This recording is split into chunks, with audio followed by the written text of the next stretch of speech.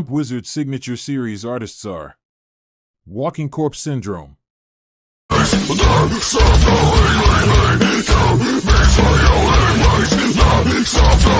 So High,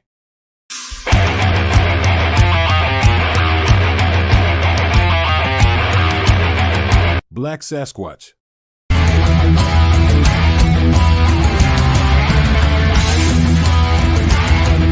Fester,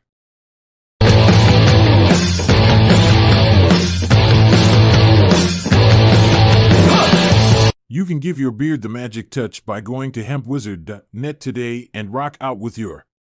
Just kidding.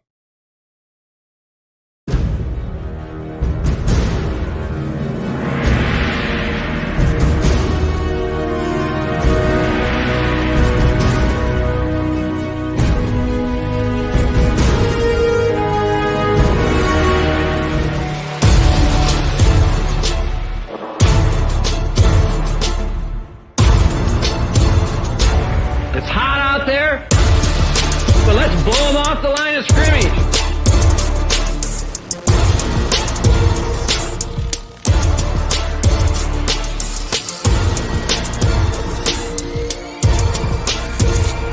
Divine is the kingdom, and the power, and the glory.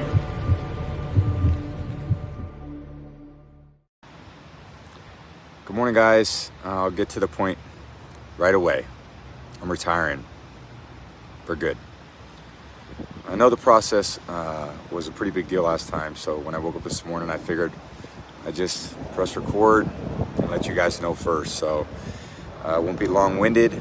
Like, you only get one super emotional retirement essay, and I used mine up last year. So really thank you guys so much, to every single one of you, for supporting me, my family, my friends, my teammates, my competitors. I could go on forever. There's too many. Thank you guys for allowing me to live my absolute dream. I wouldn't change a thing. Love you all.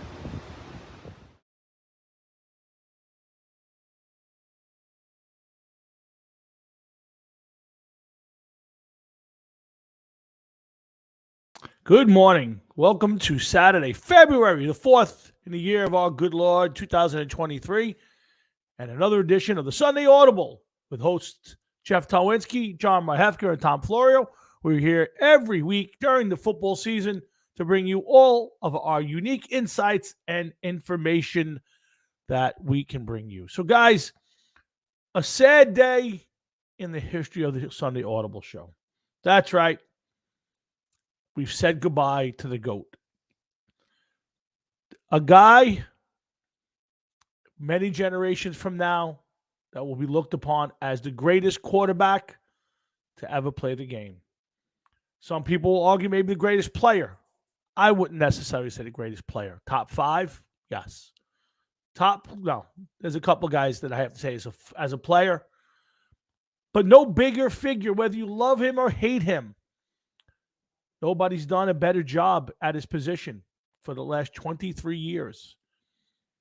There is no denying the stats. There is no denying the rings. There is no denying how he lifted not only a team, but a league to greater heights. What's next for Tom Brady? We don't know. Could it be owning a team? Could he be fulfill his Fox deal? Could he return to the NFL this year? Everything's on the table, folks. But I'll tell you this. If we saw the last of Tom Brady, make sure you tell your kids, your grandkids, that you got to see a legend. Having said that, folks, let's get into the show. I wanted to get my minute or two in before the boys pop up, and they're right here now. We're going to talk about last week's disappointing, in my opinion, championship games. We're going to talk about the Pro Bowl, lots of quarterback stuff, from coaching hirings. We got 2, maybe 3 episodes left this year, guys. So let's get them in for the second season of the Sunday Audible. And again, remember, we're brought to you by the guys at hempwizard.beer care co.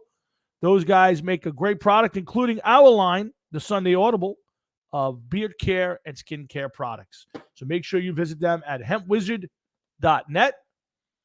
And let's get into the show. We'll get more about the Hemp Wizard guys when Jeff gives him his ringing endorsement, which he's the unpaid sponsor for.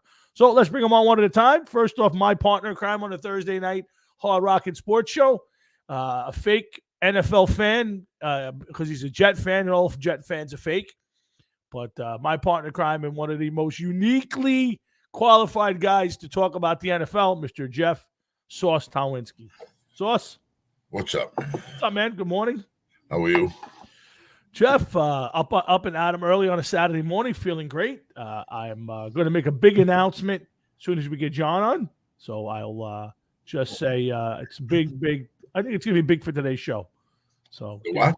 I have a big announcement for today's show. Okay. So let's get without further ado, let's bring in the third man on our team, and the big top dog down at RFL Records, and one of the most well-dressed play-by-play analysts, right-hand man, co-host in the world of NFL, Mr. John Marhefka. Johnny boy. Morning, guys. What are we sporting, John? A little AFC, NFC jersey there? What do we got? Yeah, Troy Polamalu, Pro Bowl jersey, 2009. Jeff, This guy's the real goat. It's going to be. I had this. It's going to be a tour of John's house just to see the collection, Jeff. Yeah, I think that may be the only spot that don't have clothes in it. You know, like he's a hoarder and has all these different clothes and hats. I figured out is Chrissy lives in like a one spot room of the house, and the rest of the house is just full of jerseys and hats. Yeah. Well, at least the closet areas are. Boys, I got 2 closets. Johnny boy, Full of stuff, plus the office here. And the man has never worn the same jersey or a hat twice, Jeff. That's all I can tell you. We've done a lot of shows. I have to start keeping a track. I think I'm gonna have to go back into the annals and make a chart of each show and what John wore. Yeah, just to double check that. I try to mix it up too, guys. It's tough. This one was between Polamalu and Arian Foster from 2012. Arian Texans Foster. jersey. Holy cow. Well, we got a lot to talk about in the NFL this week. 2 disappointing games, I thought, for a variety of reasons. We got a lot of off the field stuff to talk about, coaching hires. We're going to talk about the alternative Pro Bowl. Tom Brady retiring, which is going to be the top of the list. But the first thing I want to talk to you guys about is, it's the first Sunday in a long time, or the first weekend with no real football. I mean, it's strange, and it's what's going to be happening. I'm a baseball fan.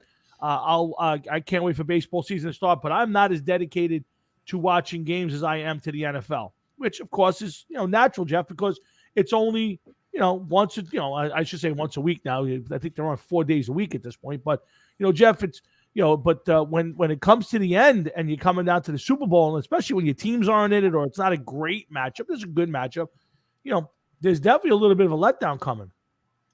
it could be. I thought the Kansas City-Cincinnati game was a little slow, and I mean, we saw what happened in Philly and San Francisco, which I bet you a lot of people shut it off after a while. Who wants to sit there and watch a game like that when one team has no quarterback? And got to hope that the Super Bowl is worth it and that they make up for it this week or next week. Yeah, the Super Bowl with it should be a good game. I'm happy that Mahomes is getting 2 weeks to heal, so we get him in his optimum. But even at that, how well is he going to be in 2 weeks? Is he going to be game worthy for the Super Bowl? Very true. Very true. It's going to, we're going to have a lot of coverage next week of the game itself and the prop bets and all that other stuff. Maybe we'll try to get Raphael on. I know he hasn't been on most of the year with us, but John, your first weekend with no real football. I mean, the NFL Network's playing a lot of old games, and starting tonight, I think at 7, they do the whole run through the entire Super Bowl, the half-hour package, which I watch every single year, especially the early ones with John Facenda, and so. There's a little bit of football to watch, but no real football until next Sunday. And then unless you're a USFL fan or an XFL fan, that's it. Yeah, Tommy, it's kind of like the time where I go and cry in a corner for a while. I mean, watching all these games. I mean, I've been a fan for so long. I mean, it's part of my life, and everything. But not being able to see any games is tough. But like you said, the beginning, watching those, the reruns of the old Super Bowls with John Facenda. Yeah. I mean, what better voice Oh, have we ever heard in the annals of sports? I mean, this guy was incredible. no, it was growing up. You heard that voice on a lot of NFL stuff. I mean, I'm sure he did most of the NFL film stuff, and he did a lot of the This Week in Football stuff with Pat Summerall and Tom Brookshire. Maybe you may be a little young for that, John, but when you heard remember. John Facenda's voice, you knew you were watching NFL. And like I said, I go back to watch those early Super Bowl films just to hear him do it again. That it's just nothing. There's nothing better. And if you ever get the chance, go on YouTube and look up stuff like NFL Crunch Course and all those kind of old NFL films where they show you people just getting decapitated out there, and you hear the music and John Facenda. That's football the way it's supposed to be. And good stuff out there. Good stuff. But guys, lots to talk about today. Yeah, I think the best announcers in the game may be Marty Lyons and Barbara Schusen. I think so too, Jeff. Thank you, John. I don't even know where to go with that. I don't even have a retort for that. But I do have a big announcement, guys. I do have a big announcement today. And in honor of the GOAT retiring this week officially, and in honor of the GOAT, I'm going to wear my New England Patriots hat for the first half of the show and my Tampa Bay Buccaneers hat for the second half of the show to honor the GOAT, the greatest player of our generation. What's nice is all I see is the StreamYard logo over his head, so I can't even see the hat. I hear you, man. That's a good thing. I can fix that. What jersey is that you're wearing? My Brian Bosworth jersey. You lose either way, I guess, there, right? I got the bars on today, baby. I got the bars on today. Yes, keep it just like that. That's perfect. How's that? Better, much better. All right, guys, so let's get into some football. Let's start with Tom Brady. I know you guys are anti-Tom Brady. We do not come here to destroy him. We came here to honor him today. And at least for me. And listen, whether you love Tom Brady or you hate Tom Brady, what he's accomplished over his years in the NFL cannot be denied. Whether you want to take away rings or you want to tell me he stayed around too long, I disagree. The guy was at the top of his game right to the end. He did not look like Peyton Manning going out the door, John. He did not look like Eli's last couple of years or Roethlisberger's last year. Tom Brady was still at the gun, still throwing the ball well, and I think did not tarnish his legend. Now he better not come back, because then even for me, the legend will be tarnished. Yeah, John, you first. I already heard Jeff's bullshit. Yeah, Jeff, go ahead, John. We know all about that, but this guy's legacy's been tarnished to me since day one. I just I'm going to say a couple good things about Tom Brady. And one of the things that I will say that's good about this guy is I've never seen a quarterback do more with less. And I've said that since day one. I mean, he had really no superstar talent around him, especially at the receiver position. Yeah, you had Randy Moss, for a year or two. Yeah, exactly. But, other than Gronk, I mean, who was he throwing to? I mean, Julian Edelman. Yeah, you could say Julian Edelman was a decent player, but not a high profile receiver. Guys like that. He really did do more with less, and that's what I give him kudos for. But then on the other hand, with the questionable things that went around this guy, and he changed the league for sure, but I think he changed the league in some ways for the worse. And I brought it up in our chat. The defenses have changed and structured differently now. I mean, you can't hit the receivers. You can't even touch these guys. And a lot of that started when Brady, kind of came into his own. Not allowed to hit the quarterback, things like that. And the filming of the games and some of the things that went on. I'm just saying it's questionable to me. I'll leave it at that. But the real GOAT to me is right here, guys. That's a GOAT. I'm sure that's a LT. GOAT. I'm sure that's LT. That's LT's right there. That's a GOAT. That's the GOAT. I mean, listen, the greatest Walter player of all Payton. time is LT. The greatest quarterback of all time is Tom Brady, Jeff. Sorry. Here's the greatest player of all time. If you guys could see this, right there. Listen, Walter Payton is in my top 2 or 3. There's no doubt in my mind. He's a top 2 or 3 guy for sure. But LT's the GOAT. Sorry. Walter Payton did everything but change the game. He did it all. I even think he could have played quarterback in this league if they let him. But Jeff, you saw the GOAT. You hated the GOAT, but you got to see him. It's like seeing Ali in his prime. It's like seeing Gretzky in his prime. It's like seeing Secretariat run at the Belmont. Good morning, Michael. He was a crybaby bitch, and he was hung on his mother's teeth way too fucking long. So what did they do? They changed the rules. Oh, don't touch the quarterback when he's more than 10 yards away from the bench. Don't touch the quarterback after he threw the ball. Don't do this. Don't do that. He pussified the NFL. Okay? We all know it.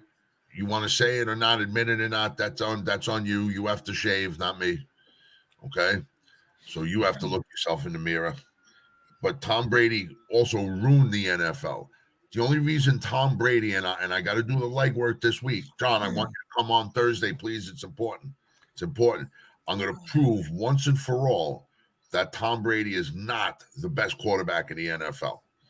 Okay? Because what we're going to do is we're going to take Brady, Peyton Manning, maybe Roethlisberger, a couple others, and we're going to see who retired first. And if they played 12 years, 14 years, whatever it is, that's the cutoff. And then anything else after the 14th year is nothing, don't mean anything. And we're going to compare them all across the board at that point in time, and we're going to find out who was the best quarterback. Half of Brady's stats is just Phil, because he played 24 years. So he had an extra how many years worth of stats that he just piled on. So that's why he has so many records that he does have. And I just think that it's not fair to say that he's the greatest of all time. It takes away from the accomplishment of others who actually played and took their lumps and bumps. Fuck Tom Brady. I hate him. I absolutely hate him. Perfectly said. Now that we've gone through the cartoon portion of the show, folks, we'll get into the real portion. You know it. And the thing is, I know nothing of what you say. Don't ever accuse me of knowing what you say, because I don't agree even the slightest bit. You can't speak right because your lips are fucking stuck together from. No, again, it's simple. It's simple. It's simple. Tom Brady is the greatest quarterback of our generation. Tom Brady played 25 fucking years. Again, you put it all into stats. I don't put it all into stats. I cover the whole thing. John brought up a great point. He took guys like Wes Welker. Do me one favor. I'm going to give you one job for next week. Go ahead. All right, because this is your rant and everything all the time. We talk about players. Oh, I don't put it up on stats. Oh. That's okay. That's fine. I do. It's not all about stats. I want you to show me where it says in the NFL record book, okay, that Tom Brady is the best of all time. I want to see the section where it says he's the greatest of all time. That I need to see. I need to see that.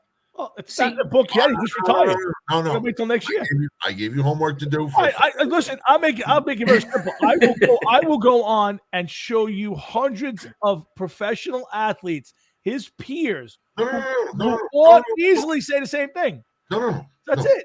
I said I want you to show me where it says in the NFL that he is the greatest of all time. Not ask his peers who probably. Oh my God! Not his teammates. Folks, I apologize. I want to see where it's written. Rant. Annals of the NFL. This ridiculous rant. Here's what it comes down to, though, guys. Please. If you look at 10 years ago or 15 years ago, 20 years ago, 30 years ago, and you look at who the greats were of all time. You look at the 80s, and then people were saying, oh, yeah, it was Joe Montana. Until the 90s got there, and the 2000s, then you started to see Manning, Brady taking over these guys. So it's eras. And I look at eras, and you look at the way the games were played back in the 70s, in the 60s, and the 80s. Totally different style of football. I mean, it was more predicated on the running games, and you had guys like Chuck Knox, and what the Steelers did, and the Oilers, and those teams back then. It wasn't centered around so much as that open offense. Kind of like what it is now, and they played bump and run back then, so you could actually annihilate a receiver. You could play different things, and it was more predicated on that game. So if you look at eras and you look at people who judge who these greatest of all time are, I don't think you could ever say there's a greatest of all time. Like I said in our chat, you have to bring guys, like a Roger Staubach or guys like that. Could he play now? Absolutely. Could guys like Terry Bradshaw play now? Yes. Bart Starr, yes. Could Tom Brady last back in the 70s and the 60s? I don't think so. I don't think his style of game and his style of play would have lasted back then. And I think the greatest of all disagree with time that. I think transcend generations. That's what I'm saying. I disagree because I think a guy like Tom Brady, who's a pocket passer and a thrower, could absolutely play back in those days. I think your guys who play today, who are running style quarterbacks, would have gotten killed back in the day. That's why guys like Burt Jones and those kind of guys who were quick guys who got out of the pocket and took beatings, and they didn't last 10 years because of that. But Tom Brady, there are certain guys, I think Rodgers, these guys who were elite Peyton Manning, they could have easily played back in the day. But could the styles could play back then? Absolutely. Yeah, they're styles. But what I'm saying is, would they be able to take the beating that these guys took back then?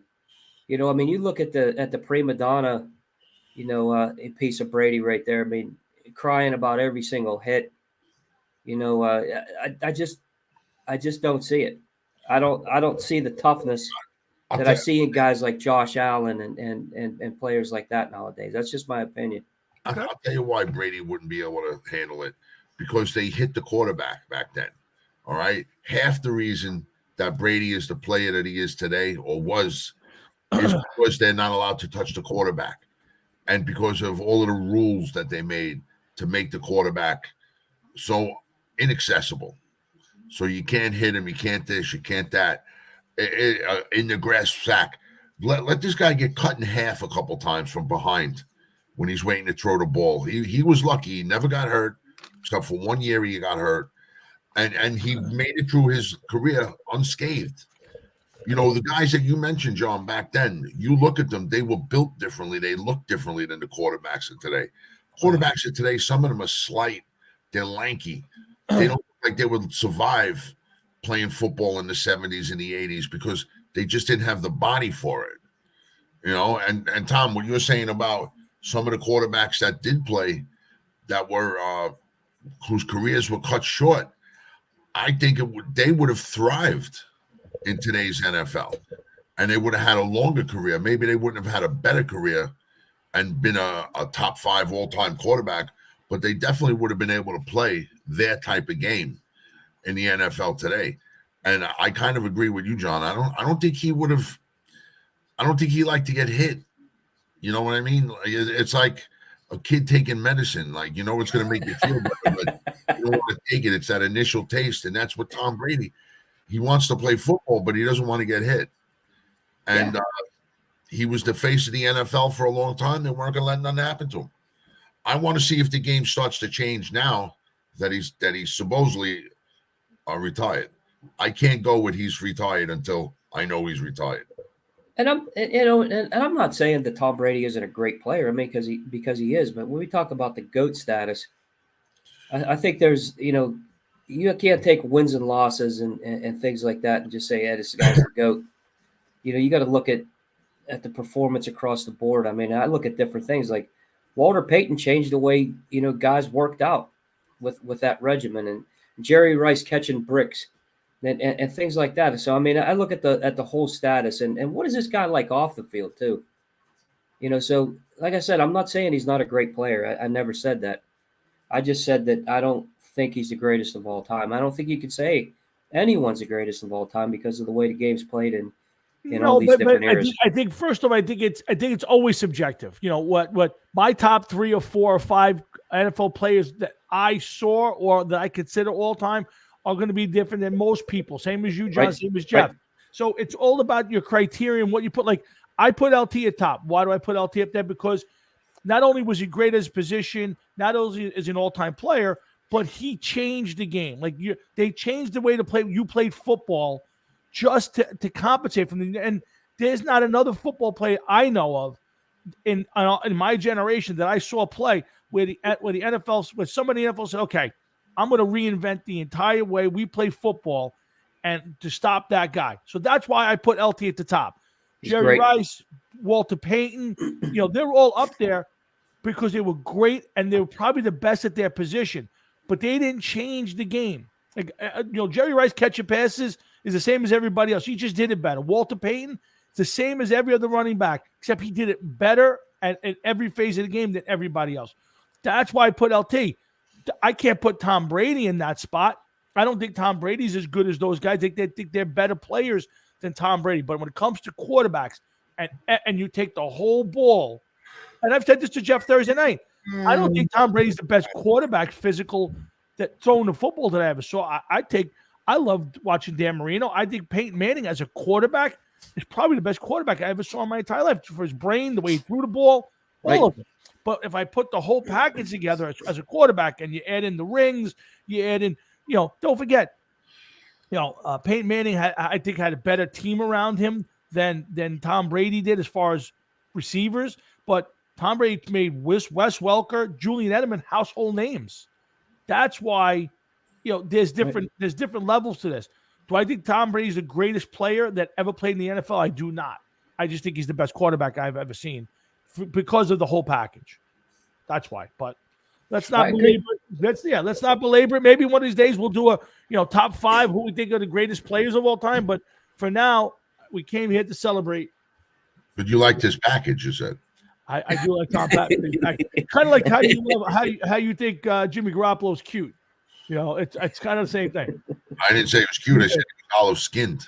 No, you said he's good and he's cute. You can go back. I said he was olive skinned. John, please tell him the truth. He said he was cute, right? He did. I don't remember that. John, you on that one. I remember the other comment. It might have been you might have been. It's olive skin. You might have been one of those. Maybe that threw me off. No, I don't think so. Olive skin is gorgeous. Might have been one of those. At least I'm not hanging on this man's jock. I'm better to hang on to go. Did you brush your teeth today? To go, baby. No, did you brush your teeth today? Of course I did. Well, you're gonna have to brush them again to get that teeth. Goat. And don't worry, guys. In about 6 minutes or so, I will be putting on the Tampa Bay hat. Nobody gives a fuck, man. Everybody cares. Everybody cares. I can stomach the Tampa Bay hat a little more. Right? We'll talk about. I hope it's the orange Tampa Bay hat too, so we can really have fun. Nope, it's the Tom Brady era hat. So that's what we're wearing. Let's get to a little bit of last week's games. We're still going to talk about some quarterback carousels coming around again, and then maybe in a bigger way this year. We got a whole bunch of quarterbacks that are trying to move, and some teams that are desperate for quarterbacks, including Jeff's New York Jets. But we got a lot to get to. But let's talk about last week's game, guys. And John, I'll go with you first on this. I was very disappointed in both games, and the first game, obviously, with Purdy going down, and then Josh Johnson trying to fill in, and then going out with a concussion. I don't think I learned anything about the Philadelphia Eagles. I did learn that the 49ers can get a little chippy at the end of a game when they're kind of running out of options. And, Kyle Shanahan is not a genius without a quarterback of any kind. Right. But that and I think the 49er future is a little up in the air because Purdy could be out 6 months or better. And Trey Lance is still coming off an injury. So, John, for game one, I didn't learn anything about the Eagles. I don't know how good the Eagles really are. And I think it's, it was a very disappointing first game. I agree. I mean, that was probably, it was one of the worst games I've ever seen. And it was because of, the fact that, not only did you lose your third string quarterback, you bring a fourth stringer in who takes the team down for a touchdown. I mean, that game was tight, guys, until Josh Johnson went down. I mean, it's till Josh Johnson went down. I mean, it was tight. I thought the 49ers, stayed in it with them. Cardinals hat he's wearing? I was hoping it was. That's what it looks like. It looks like a Cardinals hat, don't it? I think it is. That's what it looks like. That's baseball hat, man. Put on your football hat. It's a goat, baby. It's a goat. It's a goat. Oh, there's not a goat on there. It looks like a fucking Next week we will have the official Tom Brady jerseys in house, so we will be wearing Tom Brady era jerseys. But let John finish his good soliloquy, then we can get your comic book rendition. I thought, I thought the 49ers hung in there. I mean, at least early in the game. Yeah. But when you lose that, and then you have Brock Purdy coming back in, can throw 5 to 10 yards. I mean, it's almost like the Eagles put all 11 guys on the line of scrimmage. Yeah, of course. So it really didn't show me a whole lot. Control line of scrimmage. Yeah. It's not saying that I don't think that the Eagles are a great team. I just don't think we saw, what they're going to be. Yeah. Like in a Super Bowl. Are they going to be able to, match Mahomes? Are they going to be able to, contain him, in the pocket? I mean, even still with that high ankle sprain, he still made plays outside the pocket. So I'm curious to see that. I'm curious to see what Andy Reid's going to do against this team. I mean, this guy's one of the best game day planners. Yep. In the history of the league. So I want to see if what he does against them, and is Jalen Hurts going to hold up? This is his first. The Chiefs are actually robbed of any kind of footage that they were hoping to get of Jalen Hurts and the Eagles from the fucking NFC Championship game, simply because they could play a completely different game. Sure. Right. Like they know nothing about the defense because they didn't have to play defense. There was no quarterback.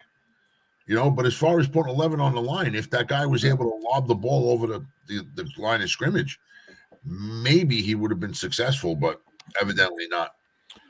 Yeah, I mean, obviously he couldn't throw the ball at all. And Jeff, you bring up a good point, and let's mark that down. But to me, I think the biggest question we can come out of that game is, should NFL teams, maybe especially in the playoffs, be allowed to carry a third quarterback, not on the roster? That doesn't affect the 48-man roster for the game, and can only be played if both original quarterbacks are out of the game, because we saw a second half of a football game that really wasn't a good football game. I think that somewhere along the line they used to do it, but it used to be part of the roster, I believe. I think the NFL's got to go back to having a third quarterback who cannot enter the game unless both of the first two string quarterbacks are completely out, because what we saw was really, terrible to watch. But here's the only problem with that. Okay. Let's say that happens.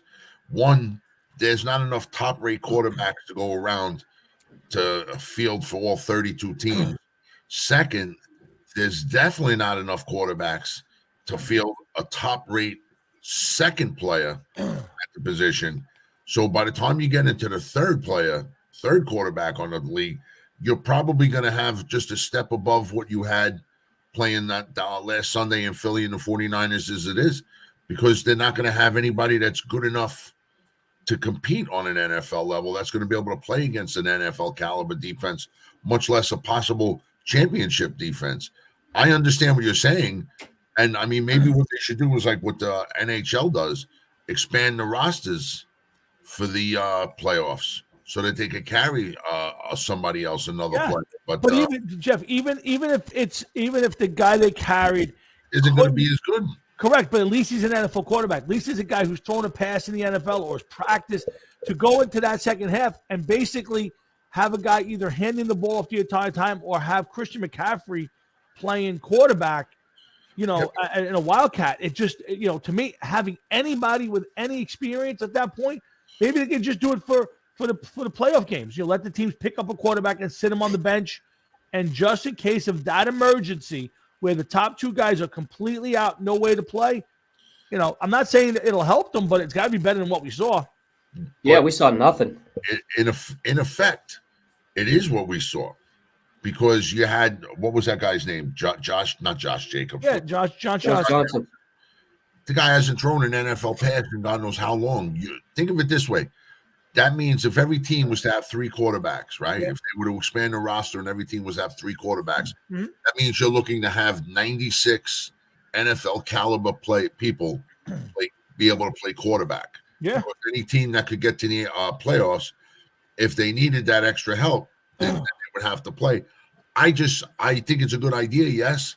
I just don't think they'll ever find the caliber player. No, you won't, Jeff. There's no way in the world you'll find a good. But I'm saying, even if it's Josh Johnson, even if it's the Giants had Mike Glennon last year and the other kid from Georgia. Yeah, they're terrible, but at least they've thrown passes in a football game, whether it's college or the pros, and at least there's at least you have to keep the defense has to at least semi-respect the fact that there is a quarterback there. Not what we had in that game. John said 11 guys on the line of scrimmage. It wasn't even a football game.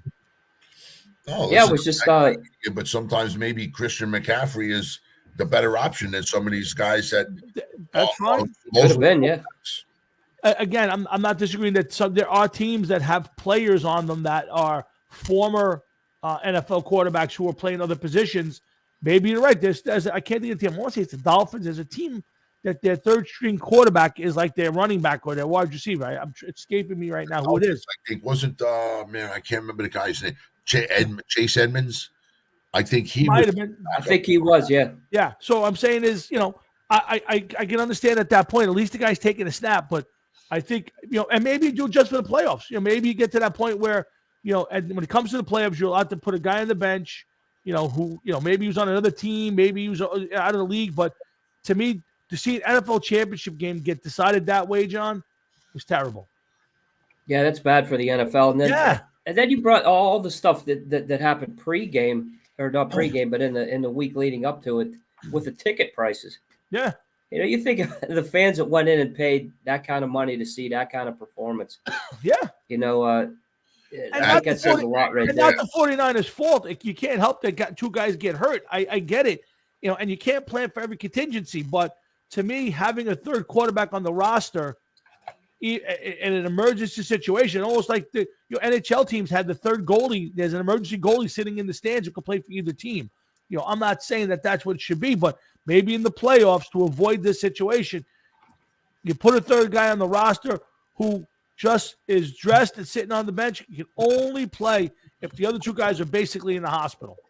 And if you really look at it, I mean, bringing a guy off the bench, Brock Purdy's a perfect example. Yeah. This guy, last guy picked in the draft, and all that story. But, if you have that type of guy sitting on the bench, he was third right. string this year. How do you know what you have? I mean, so I agree, Tommy. I think they should have an emergency type thing. And I'm sure they're going to look at this, and we'll see that. They kind of have to. But this is the Sunday Audible show live with John Marhefka, Jeff Tolinski, and myself. Again, brought to you by the guys at Hemp Wizard. That's right, our buddies Joe Casano and Mike Weissman have the best beard care and skincare products on the market. We've saw plenty of videos lately. Their stuff is being hailed everywhere. We saw one, I think, out of Denver. I think one out of somewhere in the Midwest. And, again, getting great reviews for our Sunday Audible scent. So if you got some family members who kind of look like Jeff or maybe the Aunt Ednas of the world or your wife or your significant other loves the skincare product lines, please check out our boys at hempwizard.net. And they're a great line and a great bunch and a great couple of guys. I have to tell you, I can't wait to meet them because they really are a couple of good guys. And I'm looking forward to it. But Jeff, nobody to better tell the story than you. Oh yeah, it's good stuff, man. I love it. I use it every day.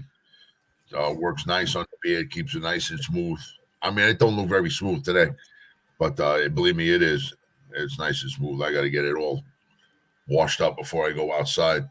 But did you see the YouTube video that the guy I did talking about it, man? He got a little into that, man. Yeah, the guy was extremely happy. Said lots of nice stuff about the Sunday Audible fragrance, and that was very cool. And again, like I told Mike off the air, we're really happy to be part of the Hemp Wizard family, and we consider them part of ours. And it's nice that if we can help them in any way, and they're helping us in a big way, it's always great. And like I said, I'm happy to promote their product here and on the Thursday night show. So please, you guys, remember hempwizard.net. Those guys do a lot for charity.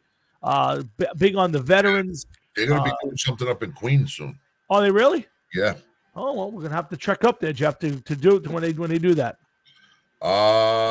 He told me he would let me know. I believe it's coming up in the, I don't want to say, but maybe the early summer, maybe.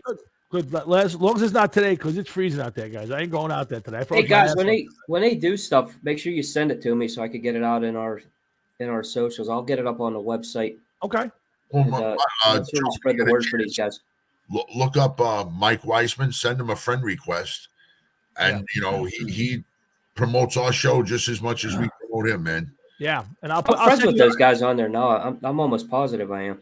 I'll send you the video that Mike. I'll forward it to you, John. But yeah, he said a lot of nice things about the Ascent, and they're good people, and they do a lot for charity. And we definitely want to help the small businesses, and those guys are going to grow, and we're glad to be part of their family. And through them, we've met people like Carrie and Adam Hines from Fester, and a bunch of other people that tune into the shows on Thursdays and today. So it's a nice way to meet good people and expand not only our show but their business. So again, guys, hempwizard.net, good stuff, good people. Hey guys, let's talk about the second game, Jeff. This was one of the worst officiated football games. I know you got to see a good part of this when you got home in time. This was one of the worst officiated games, and the more I watched that last play with Mahomes, while I agree he was out of bounds, I really don't believe that guy did enough to knock him down and warrant a 15-yard personal foul penalty that essentially put them in field goal range to win the game. So I think the referees did a terrible job. I think that I don't know if it's the fact that it's an all-star crew instead of a regular crew, but if you want to bless Brady getting calls, that to me was one of the worst calls I've seen. And the plays leading up to that, there was a series of penalties that were ticky-tack, Jeff, and it ruined what was a decent football game. Maybe the series of penalties might have been a little soft, but Mahomes getting hit like he did as he's going out of bounds, that was a warranted call. I don't care what anybody says. He was definitely off balance, but you're not supposed to hit the quarterback. He was out of bounds when contact was made. I agree, but come on. And he was 2 steps out of bounds, too. There is no level of I get it. Around and everything else. Once you're out, you're out. And once your contact is made, contact is made. You knew that this game was being kind of nitpicky at that point. Yeah, 100%. You tell your players, and you had an overzealous guy that, what the fuck are you doing? What are you doing? No shoulder pads, no helmets being touched. This was a hand on the shoulder pad, essentially. Listen, I agree with you. It's a dumb move on the guy's part. I can't agree with you more. But to me, this wasn't, a late hit in the pocket. This wasn't, he's 2 steps out of bounds and he drove the shoulder into him. Essentially, you're in the middle of a play. It's hard, guys. We've all played, even in the street. It's hard sometimes, exactly where you are at that moment on the field. I'm sorry. I think it was, the more I watch it, the worse I think that call was. If you remember correctly, that one of his other teammates kind of held up from hitting him on the way. Can you play that? Possible. It was close, yeah. I could look for it. You want to play? Yeah. Well, if we're talking about it, we got to fucking analyze it, because I'm not saying he was decapitated, but that was a stupid move, man. Listen, John, I agree with Jeff. It's a dumb move. I don't disagree. Let's see if I can find it, guys. If you look at that game in its entirety, too, guys. For all the calls that were made, there was a lot of calls that weren't made. I mean, there was some severe holding penalties on each play, as there always is in the NFL. I mean, these guys, trying to officiate that and balance it out. There was just as many holding calls that weren't called on Cincinnati as there was on Kansas City. I mean, if you watch Chris Jones totally dominated that front line of Cincy. Oh, absolutely. In that game, and he was held on every play almost. So I think it went both ways. I thought the game was, extremely poorly officiated in the fact that these guys, an officiating crew should be able to communicate with each other. I mean, Yeah. you got the side judge blowing the whistle, and nobody's able to hear him. You let the play go on. But for And what then, to this point, I still don't know the reason why he blew the whistle. It's 3rd and 9. He comes running in out of nowhere. Nobody called timeout. Right. Nobody out there stopped anything. Nobody ran on the field. To this day, nobody can tell me why that guy stopped the play. They were saying that the clock wasn't set properly. I mean, there was supposed to be 15 seconds on a play clock. It didn't reset properly, or the guy with whoever was managing the clock is the one that screwed it up. So he blew the whistle coming off the side, but nobody heard him. You let the play go on. If you think about that too, what if it, in a scenario right there, what if there's an interception? What if what if it's a touchdown? What if a guy gets hurt? Yeah. What does it mean? I mean, yeah, it makes no sense. There was a pass interference penalty on that drive at 39 again. I think the play right after that was a pass interference penalty. It was ridiculously called. So, Jeff, when you add it all up, while I agree with you, and let's take a look at the play. Why don't you guys want to look at it? Well, one thing before you go on the plate, I gotta just reiterate on something what John said. Everything you said, I hear you, and I could agree with to an extent. But what would have happened if there was a defensive touchdown or there was a fumble or something like that? These guys are throwing challenges for 6 inches at times. Could you imagine if somebody else on that team, on one of the teams, was watching the clock and they're like, oh, no, there was supposed to be 15 seconds left on the clock. We felt rushed. Then we ended up getting an interception, or they intercepted the ball on us and brought it back.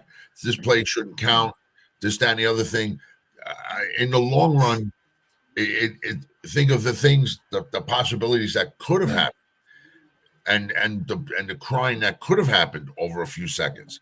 I mean, not for nothing. Right. You see that all the time. They'll be like, reset the play clock from 101 to 103. What is possibly going to happen in 2 seconds? In the NFL, 2 seconds could be a lifetime. But that was the play clock, not the play. Before the snap, the play clock, yeah. I think that they should have done it better, yeah. But they did show the guy running out onto the field before the play started. Yeah, I get it. I just think it was. Let's play the play, and to me, it's the cumulative effect of the way this game was refereed, and I think it was one-sided. I'm sorry, I'm not a big believer. Our good buddy Matt Salitri is forever texting me conspiracy theories about this, that, and the other thing. I completely think that this refereeing crew bought into where the game was, the crowd noise, because I agree with you guys. There's a lot of penalties here. You want to argue that they're legit penalties. They're ticky-tack. And why wasn't it called both ways? There were more penalties on the Bengals that affected this game than on the Chiefs. And I'm sorry. I think this officiating crew got caught up in the moment, one way or the other. But let's play the hit out of bounds, and I'll try to stop it along the way whenever I can. So now Mahomes looks great. Yeah, it's so far out of bounds is what the problem is. I mean, he's 2 steps out. If this was like right on the line and he hit him late, then I could see, well, I think it's the fact that he was 2 steps out. Yeah, I don't know. Well, see it again. He's got 1 foot out, and the second one's just about to come down. Watch? He's got 1 foot out. Yeah, see, look, he's 2 steps out. I mean, he's so far out. His second foot landed on the other side of the line. How wide is that line at the sideline? I would say it's close to a yard. It's got to be close to 3 feet. And guys, what I say about this too is I put a lot of that on the coaches, because if you look at a series like that late in the game, and there was a timeout, either 1 or 2 plays before that, you pull your guys in. You say, look, guys, no stupid penalties. Don't hit anybody out of bounds. If anybody's even closest, don't touch them.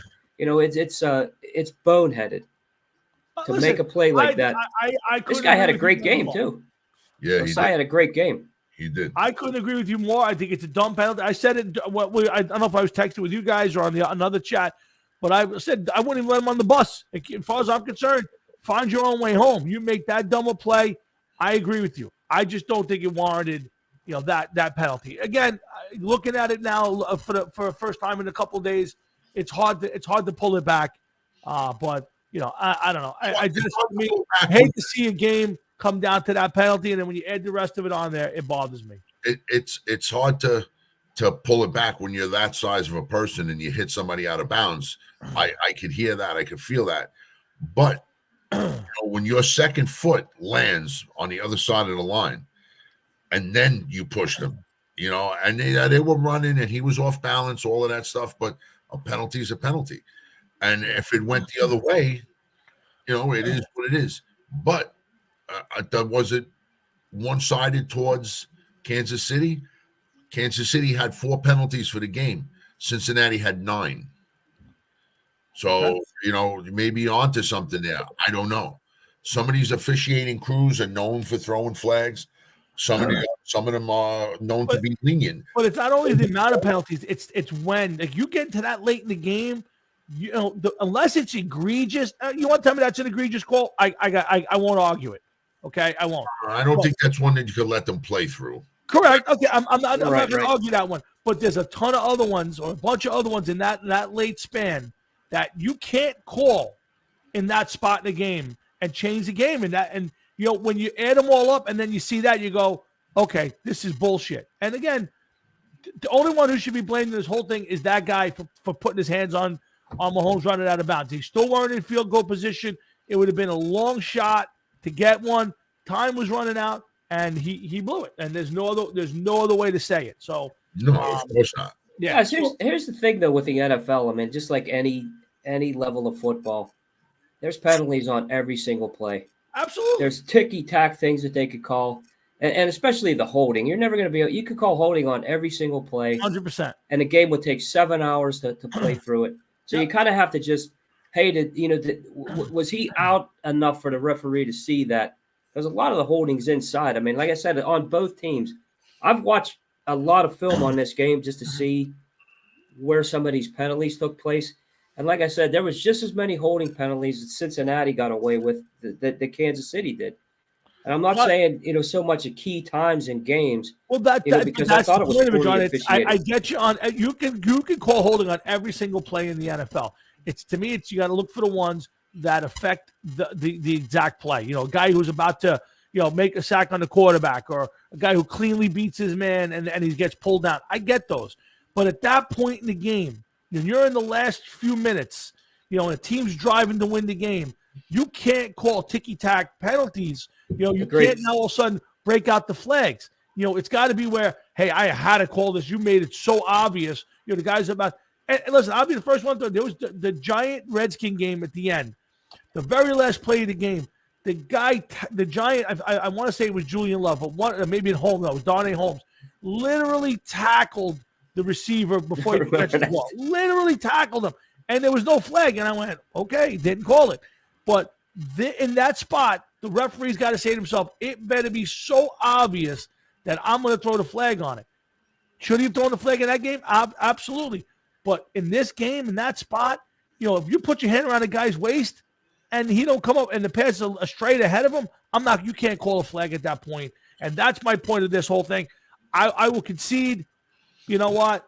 It's the right call. I concede it, but at the end of the day, I just thought the refereeing, especially late, affected the game. And when you do that, to me, you've just negated anything good for the game. So 2 bad games on my part. I thought it wasn't terrible. The second game, I thought the football was good. I was a little disappointed in the Bengals. I have to be honest with you, Jeff. I'll start with you. I expected the Bengals to put more pressure on them. I wanted them to come out just the way they came out against the Bills, and they didn't. Yeah, knowing Mahomes had a high ankle sprain, he stayed in the pocket, man. Yeah. I got to give him that, man. That guy's got fucking balls, because I know that there was moments where I lost track of him. There was so much traffic around him, and it's like, is he getting sacked? Is he down? Whatever's going on, and he'd still be there playing. Like once the scrum went past him. Yep. And listen, he played a good game for a guy that had the injury that he had. Yeah. The Bengals, they were hot for way too long, and we say this. We've talked about this on more than one occasion. When you're an NFL team and you start getting hot at week 7 or 8, and then you're blistering throughout the season, you're due for a letdown. It happens all the time. That's why none of these teams go undefeated throughout the season. And when it does happen, like in the case of New England, losing the Super Bowl, everybody totally forgets that they had an undefeated season. That all their games they won. Yep. But think how hard it is to be hot for more than half the season and go. And that's, I think, a big thing with Cincinnati. I think they were starting to falter the last week, and then against Kansas City. Yeah. They were just starting to cool down, and they didn't have the momentum anymore. You know, maybe if they had beat Kansas City, maybe they would have had their letdown in the Super Bowl again. That's possible. I know, John. It was just a little disappointing. I thought the things that plagued them early on, the pass protection. I mean, Chris Jones just did whatever he wanted to in that game. Still shows that team still needs. While I think they have great receivers, a good running game. Although I don't know what's going to happen with Joe Mixon. I know the Chargers would drop, but who knows? The offensive line still is not fixed. If Joe Mixon doesn't get investigated, I agree. Oh my God, you got to be fucking kidding me! It's just it's an ongoing thing, guys, with situations like that. But I think as far as this game goes, there's two things that made me point out that I could point out at Cincinnati: inability to run the football. Yep. And that's exactly what they did against Buffalo. When you're able to set that tone with the ground game, I mean, that just opens everything up for what Burrow likes to do. And nobody even touched him in Buffalo. What Kansas City did was put the pressure up front. Like I said, Chris Jones totally dominated that game. Yep. That whole defensive line actually did. So when you got guys in your face like that constantly, especially up the middle, you're not going to get anything done. And that's what happened with Cincy. Burrow was he looked confused in situations where I haven't seen him in the last 2 years look like that. Yeah. And the interceptions. I mean, the interceptions came at key times. Yes. And that's that was the difference right there. I mean, you turn the ball over, it's just like any other game, but in a playoff game, you lose a turnover battle, you're losing a game. And that's what happened in my opinion. Couldn't agree more. And guys, you're welcome to the Sunday Audible live this Saturday. As we wrap up the playoffs and get ready for the Super Bowl, we'll be back next Saturday. We'll give you our Super Bowl coverage. We'll bring you, our takes and our picks and some prop bets. So I'm going to challenge the guys to look around this week, go on some of the sites and get some unique prop bets that they would be willing to wager their money on and tell you what you should bet on. And maybe I'll reach out to Raphael and see if he's available and pop up and do a few minutes with us next Saturday.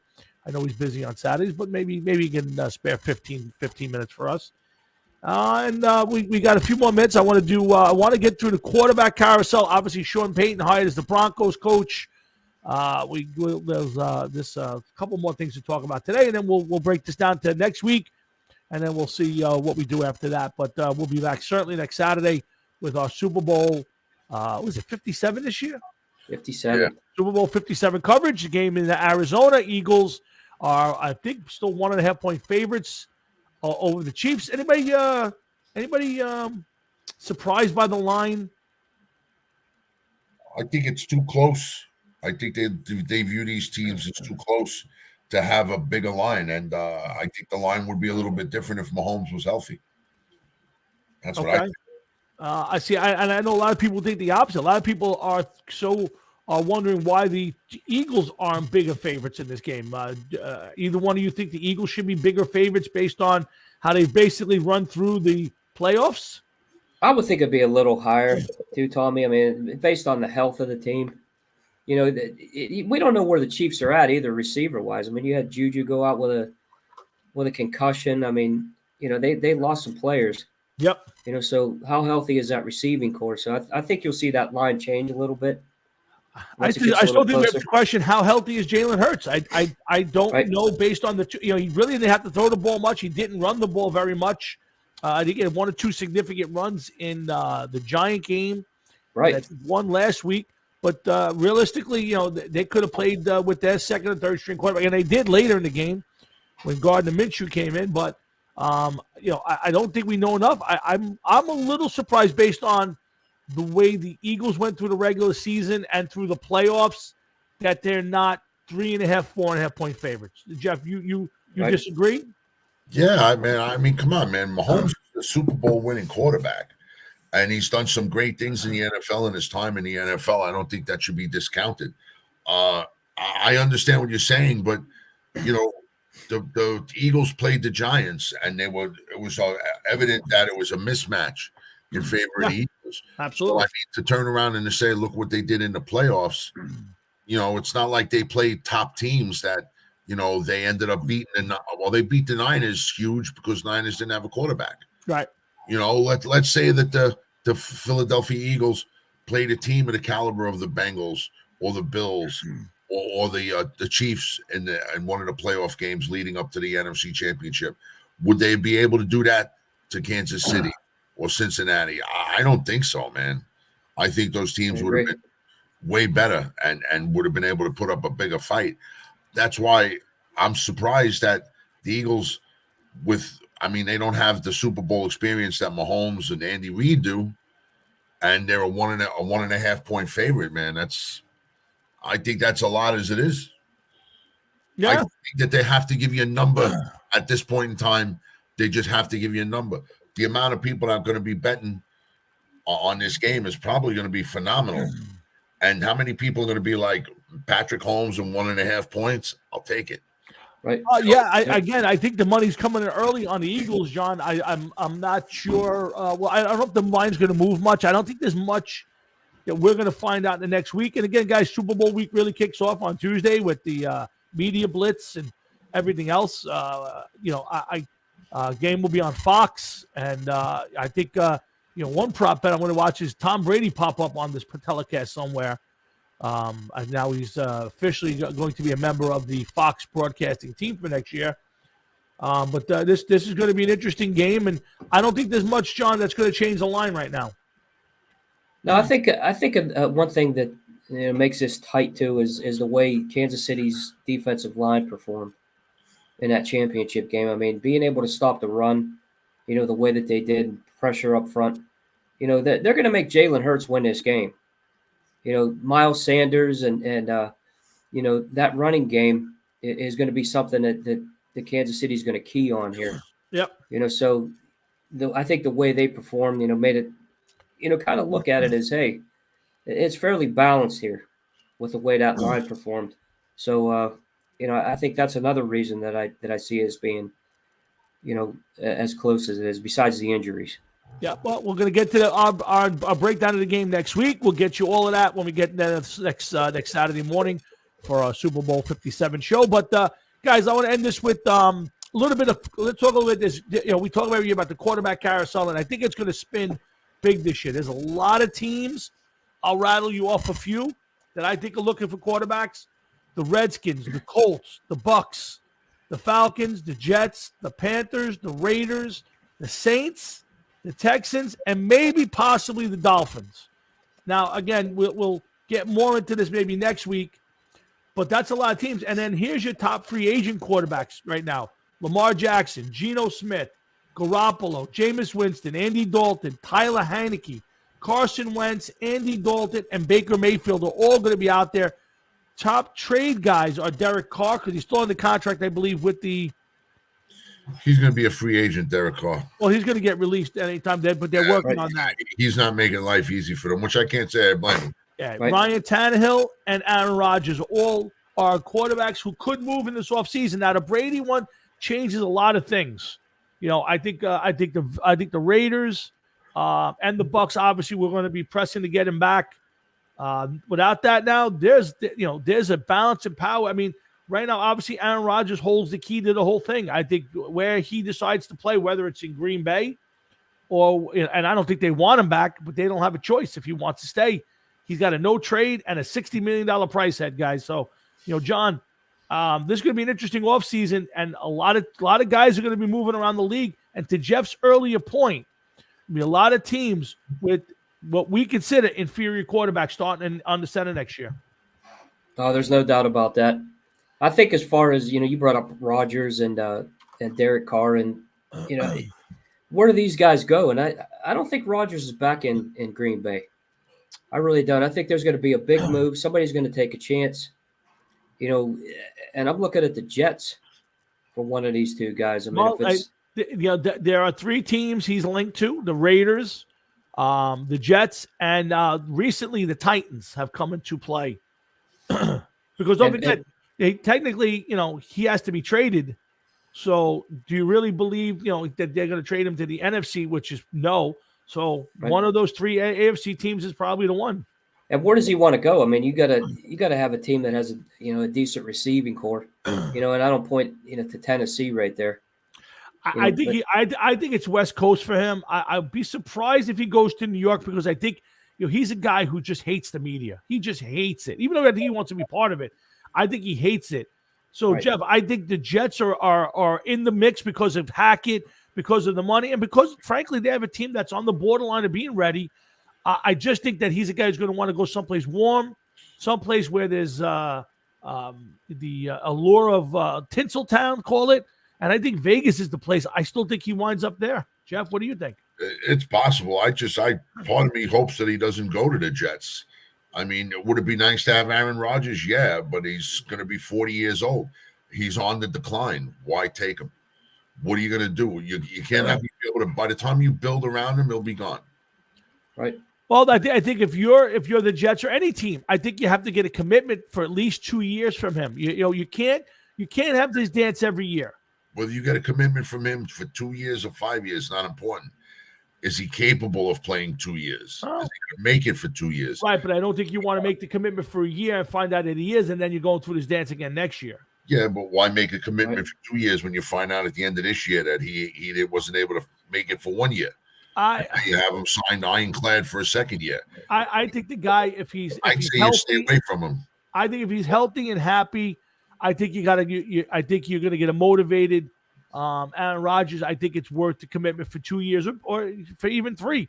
But at this point, I don't see it, John. But he's going to wind. I think he's going to play. I don't see him retiring. But where he winds up, I think it's going to be a question. I think he goes to Vegas, and I think Carr goes to the Jets. I think it's a better fit for Carr there. You got a younger guy that I mean, this guy's got a chip on his shoulder now too. Oh, listen, I would take Carr over any of the other guys, to be honest with you. I think Garoppolo is an underrated quarterback in a sense, but the guy don't play a season. So Right. Derek Carr plays every game. I know he's got olive skin and it looks nice and all that, but I'll take Derek Carr over the rest of the bunch. Short of Rodgers. I don't want Tannehill if I'm the Jets. I certainly don't want none of those other guys. I think Taylor Heineke could be a serviceable quarterback someplace. Right. And then listen, teams like the Jets could come back with what they have, which is Mike White and Zach Wilson, and try another season, which I think is a disaster. But Right. Well, I think the first peg was Brady. Jeff still doesn't believe that Brady's retired. I am hoping Brady's retired because I think it would disappoint me if he comes back. Right. And really, what kind of Brady are we going to get? I mean, if you guys watched him at the end of this season, actually through the whole season, but there was still glimmers of the old Brady, as far as arm strength and everything. But man, there was a lot of passes that were thrown in the dirt. Oh yeah, that I saw. There was a lot of miscommunication with his receivers. Do I think he could do another year? I think he could if he's motivated. He's not divorce hanging over him. I think he could do another year and be a good quarterback in this league. But now you're retired twice. Don't do it again. We'll give you the mulligan for last year, but I think if you do it again now it's kind of like, all right, come on, man. Enough is enough. If you're gonna play. If you're not gonna play, just stay out and go move on with your life. That would bother me. But this is going to be quite the off season just in the quarterback. We've had a ton of coaches moving around. So, guys, it's going to be an interesting offseason as it is every year now, Jeff, with the NFL being an around-the-year league. Other than June, the NFL is, 12 months a year. Yeah, but last year we brought up a big change of quarterback, and it fizzled out. We didn't see some of the moves that we thought we were going to see. I agree. Some teams that are in need of quarterback are going to draft. So let's see how this all plays out. Yeah. I wouldn't be surprised if by the end of March some of those guys that you mentioned are free agents and maybe played their last games in the NFL. Well, I can't imagine too many people picking up Carson Wentz as a starting quarterback. I think No. the other guy who's an interesting, I don't think he's got much left, but I think he's still better than the bunch, is Matt Ryan. I think if Matt Ryan could go to a spot where they just need a better than service, I could see Matt Ryan, to be honest with you, going to the Panthers. He's familiar with the division. Frank Reich as a coach brought him over there. I know he benched him a couple times, but as compared to what he's got over there, Matt Ryan's a guy that can still play quarterback in this league. Now he's not great, but I'll take him over Jameis Winston and Marcus Mariota any day of the week. I agree. And really, this battle for quarterbacks here, especially you say if Rodgers, decides and Derek Carr, obviously. What kind of money are these guys going to command? I mean, you're looking at a lot of teams here, and realizing how important a quarterback is. And a team like the Jets, who I think, that defense is unreal. That defense is going to be a powerhouse. And to have, a guy like Wilson at receiver, and they keep some of those guys healthy. Mm-hmm. Derek Carr is a big addition for that team. And I think it puts them right into playoff contention for sure. Again, I tell you guys, the NFL quarterback situation. Now they've raised the salary cap to $224 million. I think it was $207 this year. I think it started at. Yeah, they took a nice jump. Yeah, Yep. but the problem is the quarterback. And while I'm a fan of quarterbacks, I mean, look, I love Daniel Jones. I love the Giants. I'm happy he's going to be back there. It's all in. They're going to figure it out. But they're talking about giving him $35 million. There's a guy who they wouldn't sign for $22 million for this year. Now he had a great year. He's definitely earned the right to be there. I would give him a 3-4 year deal in a heartbeat. They'll probably do a 4 or 5 year deal to stretch the money out. But you're talking about giving a guy $35 million. That's where they started this thing, 35, where they'll take a franchise at 32. I mean, before the season, I think the guy who took a $25 million a year, 4 year deal and ran with it. And now you got to try to pay him $33 million because on the open market, a lot of these teams are looking for quarterbacks, but will snatch him up. But guys, that's how crazy the NFL quarterback market's got. Yeah. No doubt. Yeah, and it's all started with the Kirk Cousins deal, and then obviously right up to the Deshaun Watson disaster deal, and it's just getting worse. And when you're paying guys like Dak Prescott $40+ million to basically dance through the regular season, being an average quarterback, and then snuff it out in the playoffs, this is what we're at. So, until teams wisen up, nothing we can do. This is the problem. But this is why there's only 2 quarterbacks on a roster, guys. So Lamar Jackson too, the same way. I mean, here's a guy who's the injuries. They want to give him a decent contract, and he's looking for, and maybe rightfully so, Jeff. I don't think Lamar Jackson's a great quarterback, but is he better than Deshaun Watson? I think he's better than Kyler Murray, and those guys are asking, got the moon. Right. So what do you do? How do you not give Lamar that kind of money if you're the Ravens? Well, you're talking about a quarterback is a different style quarterback, Tom. Yep. It's not like he's a thrower; he's a runner.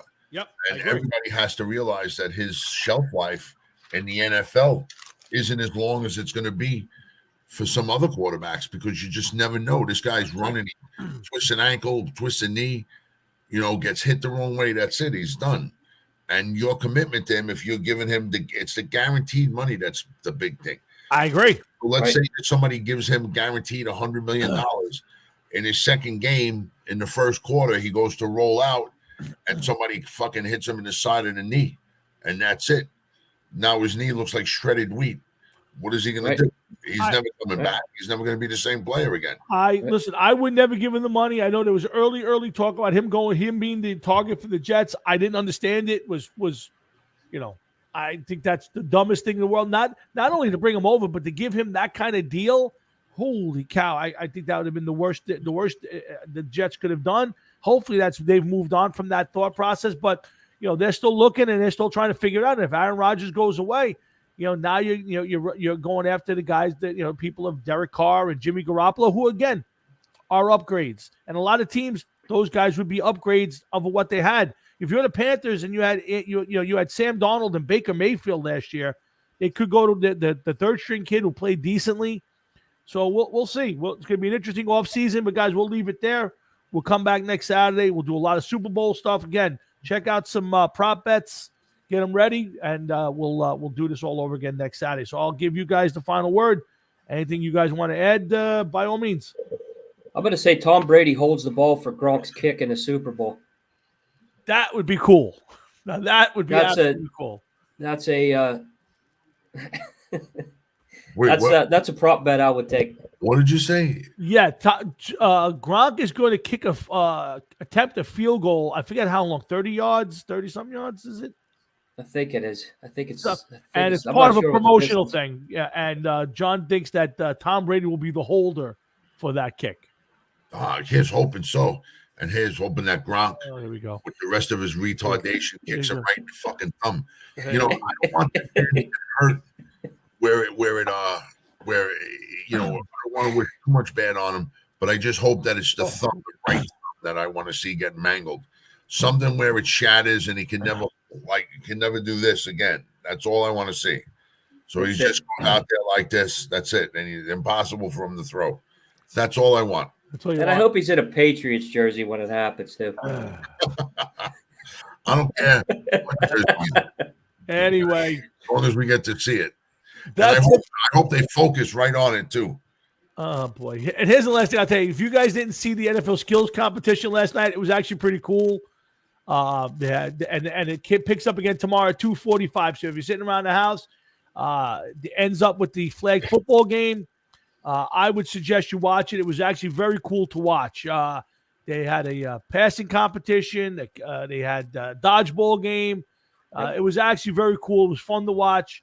A big man catching passes. It was cool. If you get a chance, it's better than the alternative Pro Bowl game, and I think the NFL should continue this going forward. It's a lot better than I haven't watched a Pro Bowl game in 30 years. I'd watch this every time. You get a chance. It's being replayed on the NFL Network all the time right now. Last night was a lot of fun, and tomorrow 2:45. Catch the alternative Pro Bowl game. It's definitely a good thing. It's definitely a good skills competition. So I'll leave. Did you guys see Trey Hendrickson hit that pass? I don't know if it was they were throwing passes. They had the lineman out there. Oh yeah, well so what they were doing was they had different guys. So the idea of it was you had to go 5 rounds, and I think there were 6 guys on each conference as a team, and whoever caught the most balls. But so if you caught a ball, okay, you went to the next round. You had when you go to catch the next, and it was a jug's gun, almost like a punt, and you had to catch the next ball with the other one still in your hand. Trey Hendrickson caught 5 total. Right. He had 4 balls in his hand, and he tried to catch the 5th. And if you dropped any of the other ones, you lost that ball. So it was actually pretty cool. There was a couple of guys who got to like 4, and Hendrickson got to 5. So the AFC won that part of the competition, and they're leading 9-3 overall heading into tomorrow. So it's an overall thing. Yeah. It's the Peyton and Eli are coaching each team, and they get points, and I guess there's a winner at the end.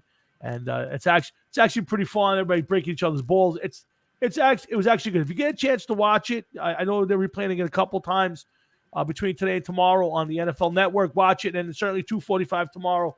If you're sitting around the house and you're looking for some sort of football action, I would head over to that. It was actually worth the watch last night. So say, man, the Manning brothers just fucking retire and stay there. 2 of the most popular people in the NFL. Legacy. Of course he hates them. That's it. Of course he hates them. Oh my God. Legacy. Maybe we should get Mark Sanchez and Marty Lyons to do it. Maybe that would be interesting. Listen, maybe that'd be better off. But I mean, these 2 guys are. Now introducing Mark Sanchez. They're ruining their legacy. Yeah, maybe we should get a couple Jets. We get a couple Jets. Eli is going to be exposed. I got a better idea. Let's drag out Joe Namath so he can drink and chase the girls around, try to kiss everybody. Well, listen, I just want to kiss you. Better than watching and pull the flag. Yeah, fucking guys go at it nonstop. Oh my God. Come on. Some of the most ridiculous people were agreeing. Oh my God. Anyway, Detained by is sad. that's all we have for this week on the Sunday Audible. So we wish you guys a great day and have a great weekend. Stay warm. It's cold out there. If you're on the East Coast, it's cold. Oh yeah. I have no intention of leaving this house today. I was out in the cold all day yesterday, so I'm staying inside today. Enjoy your whatever football you can get your hands on, and come back next Saturday morning when Jeff, John, and I get together to preview Super Bowl 57. So for John Majewka, Jeff Towinski, myself, and the entire team here at Sunday Audible, thank you all very much, and have a great, great week. See you later. Thanks, everyone. All right, Jeff.